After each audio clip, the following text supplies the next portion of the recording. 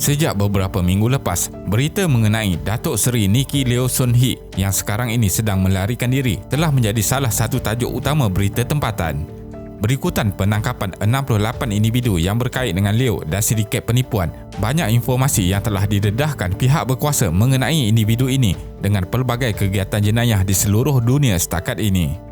Individu berpangkat Datuk ini pernah muncul di akhbar-akhbar di atas kes pertuduhan mencederakan anggota rela yang sedang bertugas pada tahun 2019.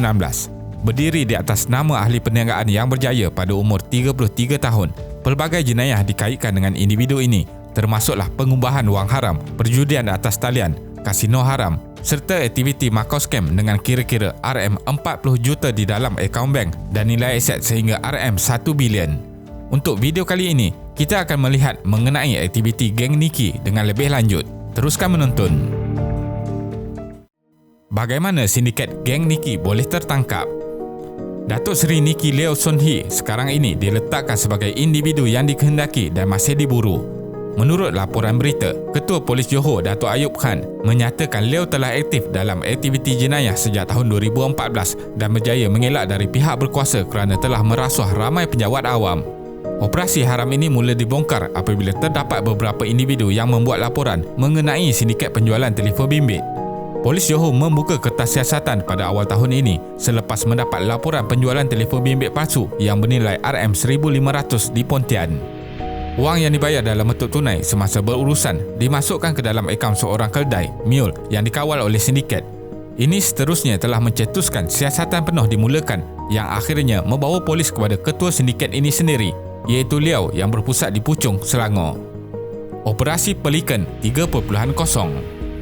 Ketua Polis Negara Tan Sri Abdul Hamid Bado memberitahu media bahawa Polis Johor telah melancarkan satu operasi tergempar yang dinamakan Operasi Pelikan 3.0 selama 8 hari bermula 20 Mac 2021. Ia meliputi 70 serbuan polis yang disertai oleh 220 anggota di seluruh negara. Ini berikutan maklumat yang diperolehi oleh siasatan dari Unit Siasatan Jenayah Komersial Johor pada pertengahan Januari 2021. Operasi dijalankan untuk menangkap Leo yang juga pengasas kepada sebuah syarikat Winner Dynasty Group yang berpusat di Setiawak, Puchong. Namun, Nicky Leo berjaya melarikan diri lebih awal disebabkan mendapat maklumat awal atas serbuan yang akan dilakukan dan memindahkan sejumlah wang ke akaun antarabangsa. Maklumat dipercayai dibocorkan oleh anggota polis sendiri. Seramai 68 individu telah ditangkap termasuk individu yang berpangkat Datuk dan Datuk Seri, termasuklah dua adik kepada Leo sendiri. Sebanyak sekitar RM773,145 jumlah wang tunai dirampas bersama kenderaan mewah bernilai RM6.67 juta. Polis juga menahan 34 individu dari agensi penguatkuasa undang-undang dan kerajaan yang bersubahat dengan Leo. Siasatan polis mendapati seorang bekas pendakwa raya awam juga terlibat sebagai orang penting yang dibayar supaya Leo dapat mengelak kegiatan haramnya berada di bawah radar agensi polis, bank negara atau lembaga hasil dalam negeri untuk aktiviti pengubahan wang haram dan mengelakkan cukai. Sindiket jenayah geng Nicky. Walaupun terdapat rakyat Malaysia yang menjadi mangsa dalam aktiviti penipuan sindiket ini, kebanyakan mereka yang dijadikan sasaran adalah daripada negara China. Mereka dijanjikan dengan skim pelaburan mudah dengan keuntungan yang tinggi. Bayaran dibuat oleh mangsa akan dijadikan modal untuk aktiviti perjudian dalam talian dan juga menggunakan mata wang kripto untuk memudahkan aktiviti pengeluaran.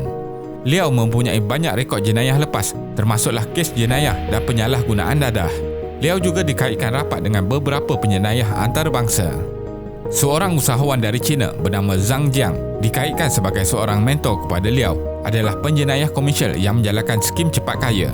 Zhang Jiang dikehendaki di beberapa buah negara dan ditangkap di Indonesia sebelum dihantar balik dan dipenjarakan di China sejak tahun 2017. Leo juga dikaitkan dengan seorang ketua geng jenayah Macau iaitu Wan Kok Koi atau dikenali dengan gelaran Broken Tooth. Dia telah dipenjarakan selama 14 tahun dan dibebaskan pada tahun 2012. Penjenayah ketiga yang dikaitkan dengan Leo ialah seorang tauke dadah Asia bernama Si Chi Lok. Si menjadi most wanted man in Asia dan telah ditangkap pada Januari 2021 di Belanda setelah operasi bersama 20 agensi penguatkuasa dunia diketuai oleh polis Australia. Kesimpulannya, pada waktu ini, nama Datuk Seri Nicky Leo Soon Hee sudah dihantar kepada International Criminal Police Organisation, Interpol. Usaha dan operasi agensi penguatkuasa dalam membanteras jenayah seperti ini perlu diteruskan dengan lebih aktif kerana dibimbangi Malaysia bakal menjadi tempat di mana berleluasanya pelbagai geng jenayah. Penglibatan penjawat awam di dalam amalan rasuah juga harus dibanteras dan dijatuhkan hukuman seberat-beratnya kerana mereka ini membawa kepinjangan dalam keselamatan negara. Terima kasih kerana menonton dan jangan lupa subscribe. Jumpa lagi.